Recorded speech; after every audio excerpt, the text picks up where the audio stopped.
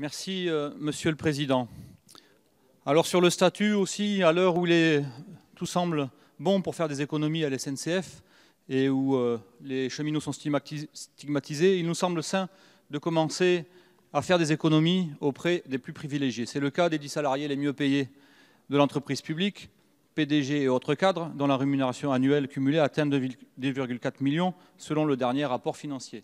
Et le saucissonnage en plusieurs entités a permis d'augmenter en plus le nombre de ces privilégiés d'une manière absolument honteuse.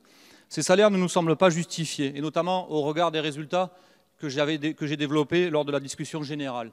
Les blackouts à répétition, l'augmentation de la dette qui n'a pas été gérée par ces gens-là, pourtant sans doute très intelligents. Et c'est surtout pas conforme au modèle de gouvernance citoyenne que nous réclamons. Ainsi, les salaires des dirigeants de groupe sont plafonnés à 450 000 € net annuels. En France, seuls 4 dirigeants atteignent le dit plafond.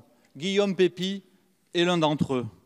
Ce qui, très concrètement, lui permet de bénéficier d'un salaire net mensuel porté à près de 29 000 €. Comme je le disais, sans doute, il a un statut tout à fait particulier qui n'appartient qu'à lui.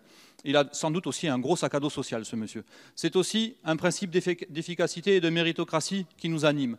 Dans le monde que vous désirez, celui de la start-up nation, vous glorifiez la réussite, le mérite individuel et les revenus qui vont avec. Alors que la SNCF ne va pas bien, ses dirigeants sont pourtant récompensés par de grandes rémunérations, plus de 20 fois plus que les salariés, et se sont même parfois nommés ministres. Je ne pense pas que cela corresponde avec votre vision de la méritocratie. Et puisque vous êtes si attaché au principe de la mise en concurrence, je vous propose que l'on mette en concurrence donc ces dirigeants et on en trouvera sans doute des meilleurs pour bien moins cher.